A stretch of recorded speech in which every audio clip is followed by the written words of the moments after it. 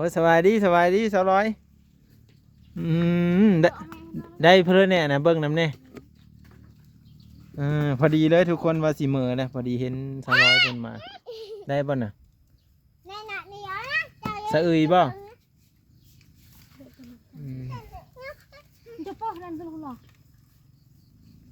เพิ่นได้เพลินเนี่ยได้อันนี้ไปหากินนอดเสื้ออันนี้สาวร้อยไม่ได้ขายบ่เนี่ย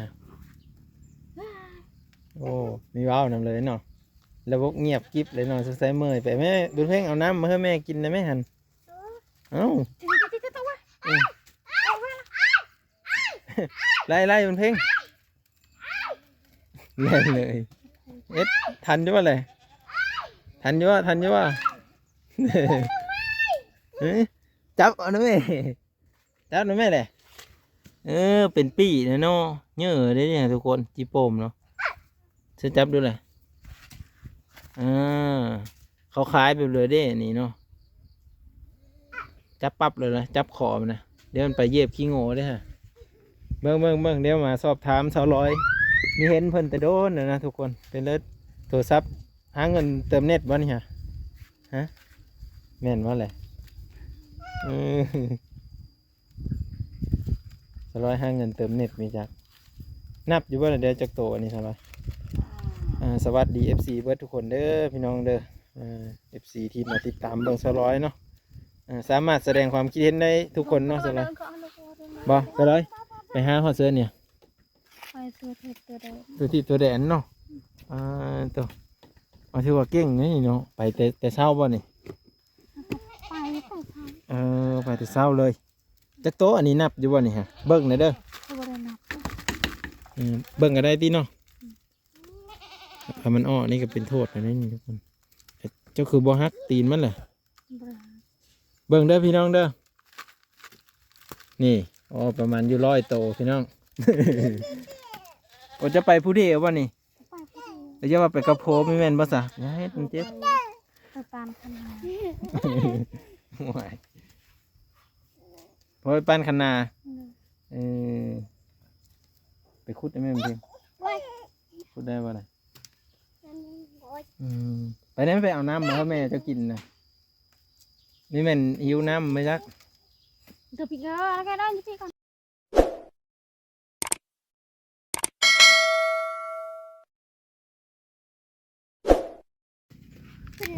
เธอโอ้โทษเพลเลยดินะโอ้สบายดีสาวร้อยได้เพลินเนี่ยนะเบิ้งน้ำเนี่ยพอดีเลยทุกคนว่าสิเมอนะพอดีเห็นสาวร้อยคนมาได้บ่น่ะสะอึยบ่จะป้อนนั่นเป็นหรอเป็นได้เพลินเนี่ยดิอันนี้ไปหากินนอดเสื้ออันนี้สาวร้อยไม่ได้ขายบ่เนี่ยโอ้มีว้าวนำเลยเนาะแล้วพวกเงียบกิ๊บเลยเนาะสงสัยเมื่อยไปแม่บุญเพ่งเอาน้ำมาให้แม่กินนะแม่หันเอ้าไล่บุญเพ่งเล่นเลยเอ็ดทันอยู่ว่าเลยทันอยู่ว่าจับเอาหน่อยแม่จับหน่อยแม่เลยเป็นปี่นะเนาะเยอะเลยเนี่ยทุกคนจีโปมเนาะจะจับดูเลยเขาคล้ายไปเลยเด้นี่เนาะจับปั๊บเลยนะจับขอบนะเดี๋ยวมันไปเย็บขี้โง่ได้ฮะเบิ่งเดี๋ยวมาสอบถามสาวร้อยมีเห็นเพิ่นแต่โดนนะทุกคนเป็นเลิศโทรศัพท์หาเงินเติมเน็ตบ่นี่ฮะแม่นว่าอะไรสาวร้อยหาเงินเติมเน็ตมีจักนับอยู่ว่าเดี๋ยวจักโตอันนี้สาวร้อยสวัสดี FC เบิร์ดทุกคนเด้อพี่น้องเด้อFC ที่มาติดตามเบิ่งสาวร้อยเนาะสามารถแสดงความคิดเห็นได้ทุกคนเนาะสาวร้อยบ่สาวร้อยไปหาฮอดเสื้อเนี่ยตัวแดนเนาะตัวเอาถือว่าเก่งนี่เนาะไปแต่เช้าบ่นี่ไปแต่เช้าเลยจักโตอันนี้นับอยู่บ่นี่ฮะเบิ่งหน่อยเด้อเบิ่งก็ได้ติเนาะ ถ้ามันอ้อนี่ก็เป็นโทษนะนี่ทุกคนเจ้าคือบ่ฮักตีนมันแหละ บรา เบิ่งเด้อพี่น้องเด้อนี่อ๋อประมาณอยู่100 โตพี่น้อง โอ้จะไปผู้เดียววะนี่ ไปพอดี แล้วจะว่าไปกับโพมีแม่นบ่ซะอย่าให้มันเจ็บ ไปตามคันนา โอ้ยพอไปปั้นคันนาเออไปขุดได้ไหมมันเพียงขุดได้บ่ล่ะไปนั้นไปเอาน้ำมาให้แม่เจะกินนะนี่แม่นหิวน้ำไหมจัก เดี๋ยวพี่ก็แล้วก็ได้พี่ก่อน มันมีไปกินหนึ่งหั่นเนาะก็ถือว่าได้หลายเติบอยู่ซะเนาะประมาณ20 โตคนนี้30 คนนี้ทุกคน อันนี้ไปหาห้องกินมาไว้กินแรงเลยบ่ ไม่ โอ้มีขายบ่อน เนาะ เป็นหยัง อย่าน้อง เฮ้ยน้องเจ็บนะฮะมีแพงน้องเถอะบ่ฮะแพงอยู่บ่น้องน่ะอันนี้แพงเลยสิจับไปซื้อรถไถแล้วก็สิเอามือเล้งเอาเลยเฮ้ยอยู่บ่เลยฮะกบได้บ่ฮะนี่กินขนมเลยเนาะมันมีเนาะมากินขนมนำเลยสร้อยเพิ่นไปอันนี้ทุกคนไปหาห้องอยู่ห้องกินเนาะแต่ละมื้อนี่ไม่ได้อยู่บ่ ไม่ได้อยู่แล้ว ว่าสิเฮามาหาก็ยันเจ้าไม่อยู่จังซั่นแหละเจ้าบ่ไปหาอยู่หากินเนาะ ไปเลยเรา ไปเลยหน่อไม้ก็ได้อยู่บ่ ลายแล้วเรามาถึงที่อึดที่ โอ้เริ่มอ่อนร้ายแล้ว ลายแล้ว หน่อไม้ก็มีจิรอก็มีทุกคนบุญเพ่งเด้ อยู่ปนการเราแหละวุ่นด้วยเหรอ มัน ล่ะ มันตกได้หาบุญเพ่ง บ่ได้แน่นนะฮะ ไว้ดีโตเอายอมจ้าโต โอ้ลืมเห็นเสื้อแล้วว่ะทุกคนได้เสื้องะมาลิโน่ไปซื้อเสื้อเด่นนี่ฮะ คือเต้ จะโดนพุ เตะโดด อืม อยู่แล้ว เอาแต่ว่าหากันได้นุ่งเนาะเป็นเรื่องสุขภาพร่างกาย FC เพิ่นถามมาหลายแบบ200เฮาไปจอบเพิ่นแหน่ว่าซั่นอยู่ดีมีแหงอยู่บ่ เลย ยายากินเจ้าได้ซะ มีเลย เ มันไปซื้อ โอ้เพิ่นไปซื้อแล้ว ไปซื้อยัง อืม ซื้อบ่ได้ให้ มาได้ ซื้อยัง เพิ่นก็ซื้อสั่งมาได้เลยล่ะว่า สั่งแล้วก็ อ๋อ สั่ง เอาดูเตียยังไงอ้าว แต่ก็โดนพี่ไว้ มันมีส่วนบ่แบน มาได้สน อืม ไปได้ก่อนไป ห้องน้ำนี่ยังก็เข้าปกติ ดู ใส่ได้ปกติเนาะ ดู โทรศัพท์ได้ใส่ลิ้นอยู่บ่ เล่นภาษา โอ้สร้างอีเจ้าน่ะ ชาอีกคนสั่ง โอ้เพิ่นก็ลิ้นอยู่ทุกคนโทรศัพท์ มาผมเยี่ยมมาผมไม่ได้ไม่ได้ บุญเพ่งวาน ตัวหยอกอัน ลบเฟซทิมแล้วสันลบทิมแล้วบ่ตั้งใหม่บ่ เขาอยากตั้งไหม ตั้งใหม่ตั้งไว้ได้ไหม300 คนหาอยู่หากินบ่เอาเถอะเอาเลย ตั้งให้เราวางซึ่งว่า เฮาตั้งมีเป็นเฟซ บ่เพจของเพจน่าจะมี บ่ไม่มี คอยบ่มีแล้ว พรวิไลเด้มามื้อนั้นไม่ได้เอาเฮอกันบ่ บ่นะ ของเด้มาหากันก็ไม่ได้เอากันซ้ำพรวิไลคิดฮอดเฮาบ่จังมาพี่ ไม่ เอาเล่ ไม่ได้เห็นพรวิไลแต่โดนนะพี่ๆทุกคน ตอนนั้นให้เบา บ่นงบ่ เป็นให้โทรศัพท์ ได้บ่ พรเวลาให้แล้ว อ๋อได้ ได้ เพิ่นก็เว้านำอยู่บ่ กินนี่ ว้าวเลย มีแม่นบ่พรวิไลกินฮอดบ่จังมาหาเนาะว่าแล้วน้องกันก็กินฮอดกันนั่นแหละย่างมาเลยบ่เราก็ ย่างแล้ว ตาลูก โอ้เอาลูกมานำอีกไปเลยบักแป้งขาว บักวันบ่ได้นั่งบักเท้า ขาวมา เกิดอันก็ห้าหรอ ได้อันจิโป้มนี่แหละกินมื้อแลงเนาะเสือได้มื้อเช้านี่ลูกสัตว์ เปิ้นคือเก่าเนาะเปิ้นแหละเล็กน้อย แล้วด้วย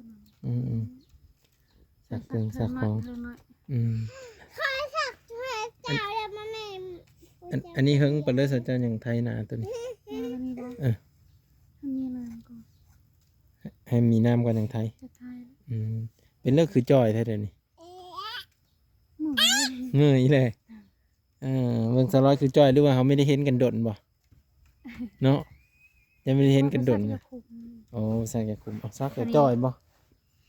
เคยเว่าสัตว์ยาคุมเลยคุม เมื่อยบ่ จิมูฮี จ้อยอย่าเห็ดน้องอ่ะพวก เฮ็ด แล้ว เฮ็ดน้องเลยเฮ็ดน้องแพงน้องนั่นเลย ว่า ซักอย่าคุมนะจ้อย งามนะจักอะไร อืม ไปไปตั้งให้น้องกินไปดีกว่าไหนอยู่น้องมือหรอก มีแพงน้องบ่แพงน้องนั่นแหละ ไว้ตอนจ้าน่ะประยุทธ์ยังกูตีแต่ชนะ บูเจือเอเบิร์น เบิร์นบ่ขันไปหานี่ฮะหลายบ่อืมเบิ่งให้แล้วแต่ว่าเบิ่งสลอยคือว่าเจียจ้อยๆซั่นหรือว่าไม่ได้เห็นกันดนมีจักแล้วเนาะพี่ๆทุกคน อาจารย์ออก ก็คือพี่ๆทุกคนเบิ่งเพิ่นดูเนี่ยจ้อยบ่หรือตุยแหละ แต่เก่าเจ้าขาวเลยนี่คือมีขาวนะด้วยว่าไปตาแดดร้ายไปจังเนาะยันไปตาแดดร้ายแหละดำมาจากไหน กินเขาได้พอเซฟโอ้โหเลยกิน โอ้กินข้าวกับว่าแซ่บนอนได้สะ ดิ เมื่อคืนนี้ฝนตกแล้วเมื่อคืนนี้เนาะ เมื่อคืนเลยป้าคนตกเนี่ยมันโยเลย ครัวแดงไปแล้ว พอนี่แหละ ครัวแดง ไหนวิโลก้อยเฮ้ยไหนวิโล มีแล้วอยู่แล้วเหินลำมันใหญ่ มันนั่นนั่นเลย มันพระบ่อืมมันสูงเนาะ ดู มันสูงกว่าคนพระ เขาบอก มีเฮอมันกินบ่มานะฮะโง่ก็กินได้คือกันหรอวะฮะมันคาคอนะโอ้ยเดี๋ยวมันกินได้เลยโอ้พ้นพระเนาะมันพระเข้าทางเลอะนะ ยังจะมาซีหันเลย โอ้มันค้างบอนสิเจ้านอนบ่ แม่ โอ้พ้นพระ ไท เท่าย นั้น เล นะ ยข้าวแล้วไทยอ่ะ พ้นพระอยู่ไม่ได้เพิ่นนะตกกระแหงเติบใน เขา เจ้า ได้ นี่ ปลา เนาะ ห้ามเมื่อของกิน โพที่สะ มาได้ไปเหยือกเมื่อคืนนี้มาได้สาคูเมื่อย คันเราไปนี่กบนี่ได้เลยเนาะ ได้ บี พอบ ได้ อก กิน มาอะไรกันบ้าง นี่บ่มีของกินเขาไป แม่นเลย โอ้ เอา โอ้ เสร็จโอ้เป็นยังโอ้บุญเพ่งกระป๋อมทรงโต โอ้ไปใส่ เด็ดมีทันทำเพลงเลย2 โตได้เป็นเพลงเห็นป่ะโอ้ยว่าสิจับกระป๋อมเป็นเพลงมีทันนะไปแล้วแต่ว่าเนาะเห็นอยู่บ่เพลงบ่ทันมันซ้ำเนาะ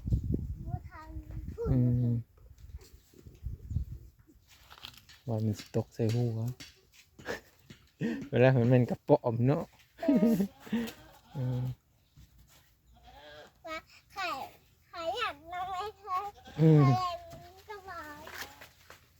ก่อน โก้ยบ่โก้ยบุญเพ็งว่ะภาษาบุญเพ็งเนี่ยว่าโก้ย ได้อันนั้นเบอร์นั่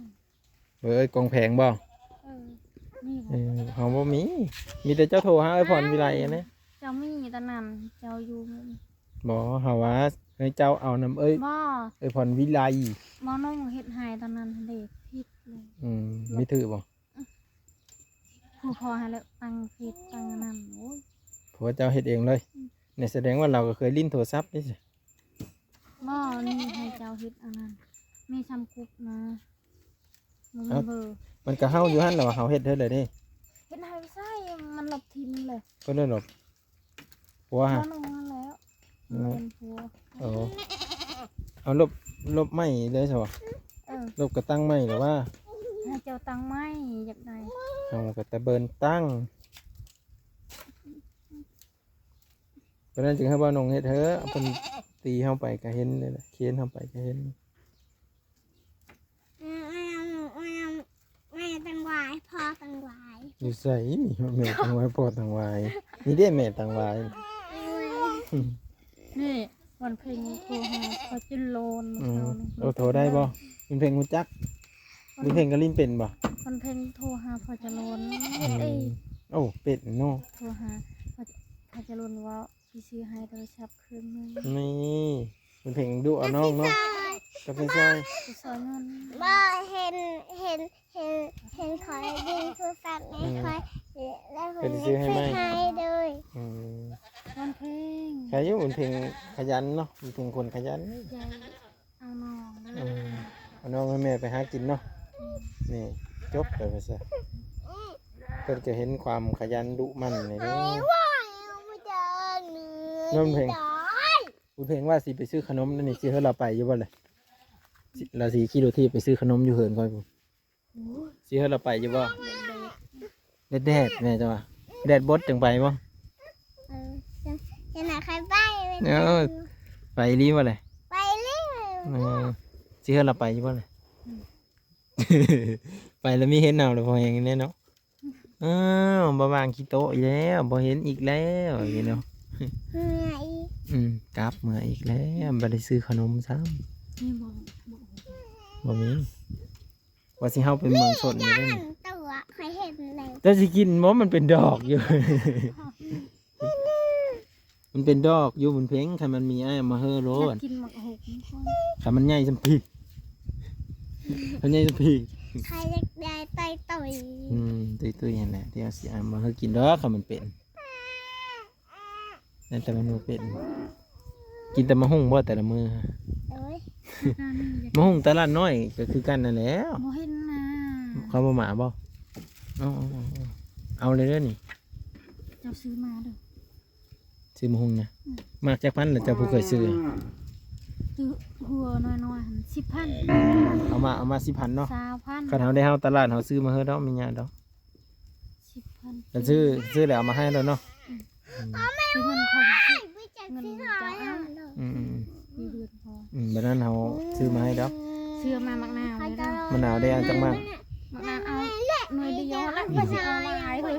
หน่วยเดียวไม่แม่นบ่หน่วย2,000บ่บ่ เออ เดี๋ยววันนี้เราพอจะลองโทรอันนี้ตื่น โอเคซะนะทุกคนเดี๋ยวเฮาก็สิไปลงคลิปให้พี่ๆได้เบิ่งก่อนไปที่เห็นน้องๆเพิ่นเนาะอยู่ในเฮือนในศาลก็สามารถแสดงความคิดเห็นได้ เราไปหากิน พอจะโลนค่ะจะเฮ็ด เราไปหาอยู่หากินหากะหมาเนาะเฮ็ดงานเฮ็ดงานบ่ฮู้โทรหา ต้นแรงเลยยังโทรหาเพิ่นกินฮอดกัน ใครอยากได้ที่ฉายตาม อื ได้ มต้นแรงไปเลยมีกินฮอดเพิ่นบ่เลยตอนแรงยังโทรถามข้าวกินข้าวหรือยังนี่เด้อเฮ็ดอีหยังอยู่สิเดี๋ยวซั่นล่ะวะเว้าเป็นอยู่บ่เว้าไทยเป็นอยู่บ่เฮ็ดหยังอยู่กินข้าวหรือยังนี่ประมาณนี้สวัสดีค่ะเป็นบ่สวัสดีค่ะเพิ่น บ่เป็น นี่ก็สวัสดีค่ะเด้อขอบคุณค่ะเพิ่นเอาอีหยังให้กันเด้อชื่อต่อว่าไอ้บอกนะนบมือขึ้นแล้วก็ขอบคุณค่ะสิเพิ่นก็ซื้อขนมไม่กินเลย แม่ว่าเมียลาคนทาง จะเห็นอยู่บ่เลย บ่เห็น นี่ คือมีถามเพิ่นเลย เอาไปถามเจ้า โอ้ยเฮามีฮู้จักเฮามีฮอดเฟซเพิ่นเลยปัจจุบัน แม่ นั่นมีแต่เฟซแม่สามกุ๊กนั่นแหละ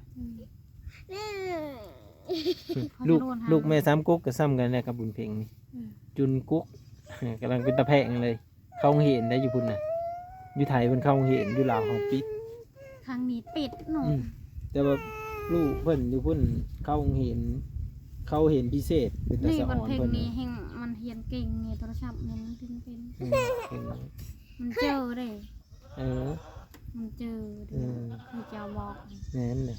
คอยเห็นไปเธอน้อยเด้อตั้งใจเห็นเดี๋ยวพอจะรูนเพิ่นเฮงสนับสนุนแล้วเพิ่นเห็นคนขยันที่อัน สื่อให้ช่องพวกนั้นใคร เป็นเห็นเพิ่นเห็นเรียนหนังสือดุเพิ่นก็ซื้อข้าวต้มขนมให้กินตั้งใจเรียน บอกเขาสื่อครับ ให้บุญมีใหญ่บุญมีใหญ่ มีใหญ่เข้าโรงเรียนอีกเนาะ พอต่อย ทุกคนเดี๋ยวไผมีความคิดเห็นจังใดก็สามารถแสดงความคิดเห็นได้เนาะเดี๋ยวบ้างก็จะเข้ามาเพิ่นเนาะ มังหงทางกับมังนาว มันก็มะนาวเนาะคันมาก็ค่ำเด้อคันมีเห็นค่ำนี่ก็แสดงว่ามื้ออื่นคือว่าสิพากมันนำเบ้านมมื้ออื่นเลยเนาะเอาทุกคนเดี๋ยวเฮากลับก่อนเนาะรถไถกับจอดตาแดดโดนนะ ทำนี่ มา10,000เนาะ ได้ มาปุ่มๆเลยบ่เอา เอ้า เอาไปมีความคิดเห็นจะได้ก็สามารถแสดงความคิดเห็นได้บ้างขอบพระคุณ หมดทุกคนที่มารับชมเบิ่งและติดตามตลอดมาไปพี่น้องไปกลับก่อนเด้อบ๊ายบายบุญเพ่งบ๊ายบายด้วยนะบ๊ายบายดูบ๊ายบายเกือบกับว่าถือบ๊ายบาย บุญมีบ๊ายบายถือนะบ๊ายบายไปทุกคนกลับก่อนเด้อบัดนี้มือก็เด้อบุญเพ่งไปเบิ่งนี่รถเอาก็จอดตาแดดพุ่นก็นอนตอนมาบ่มีฮอตแดดตอนเมื่อแดดแห้งไรเฮ็ดหยังเด้น้องนุช อ๋อน้องนุชนี่เผากานี่โง่เขาก็จะขึ้นมาแล้วหรือบ่อะไรหรือว่าจังไดแล้วทุกคนเลยว่าสิให้มันขึ้นมาทางนี้ว่าตอนมันขึ้น แต่ว่าหัวมันสิขึ้นมาบ่เลยเพราะว่าไล่ลงทางข้างนี้ใกล้ๆกันเลยทุกคนไปเนี่ยเขาก็กลับก่อนมานี่พูดไม่บอกไทยจอดไว้อยู่แดดแห้งเนี่ยตอนมาบ่มีฮอตอันนั้นก็เลยบ่ได้นุ่งเสื้อแขนยาวมาเลยนุ่งเสื้อแขนสั้นมาเพราะว่าแดดจนแห้มหมดอันนี้ฝนตกเนาะนี่เห็นบ่น้ำเต็มหมดเลยฝนตกเฮ็ดให้แบบน้ำมันยังกระไรนี่กายยืดดอกเพิ่นมีกาแล้วฝนตกมาอีเท่าหน้านี่เพิ่นก็คือสิอันได้ดำแล้วทุกคนไปครับก่อนบัดนี้